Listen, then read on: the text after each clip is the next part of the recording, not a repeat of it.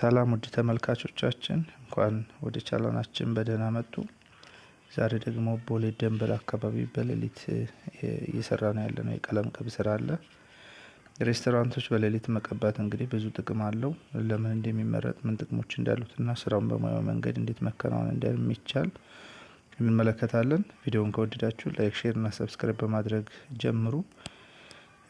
በሌሊት መቀባት ምን ምን ጥቅሞች አሉት?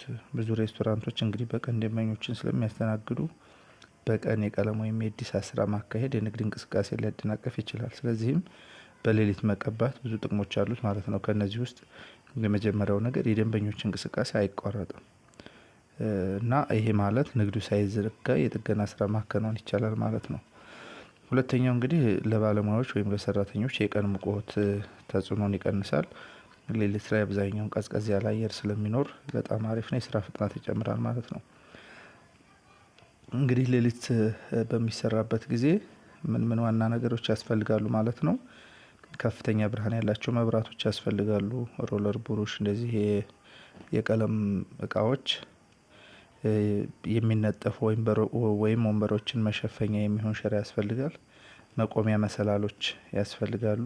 ምክንያቱም የጎደሉ ነገሮችን ሌሊት መግዛት ስለማይቻል በጊዜ ሁሉም ነገር ተስተካክሎ ዝግጁ ሆኖ መቀመጥ ስላለበት ማለት ነው።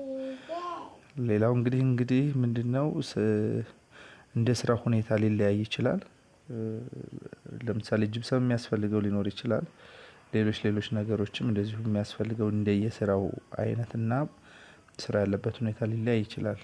ጥራት ያለው ቀለም፣ ባልዲዎች እንደዚሁ ያስፈልጋሉ ማለት ነው።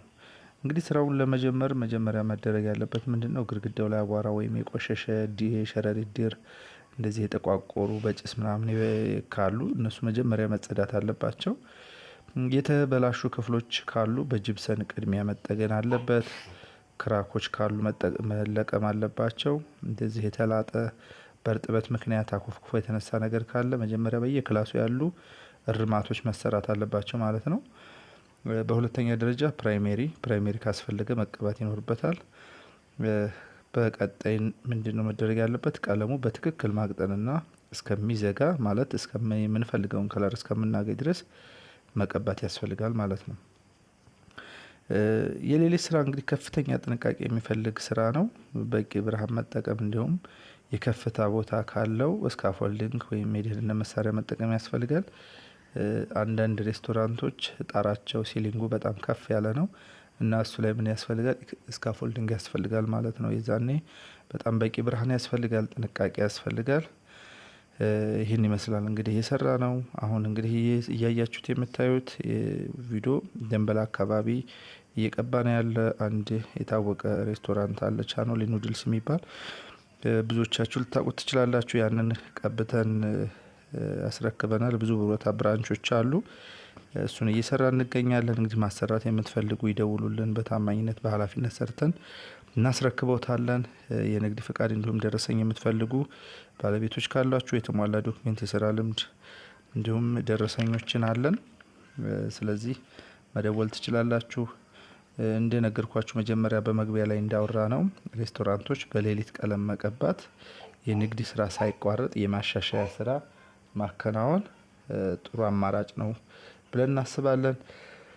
እንግዲህ ይህ ቪዲዮ ጠቃሚ ሆኖ ካገኛችሁት ላይክ ያድርጉ፣ ለጓደኞቻችሁ ያጋሩ። ለተጨማሪ ቪዲዮዎች ቻናላችን ሰብስክራይብ ያድርጉ። በቀጣይ ቪዲዮ እስከምንገናኝ መልካም ጊዜ ይሁንላችሁ። አመሰግናለሁ።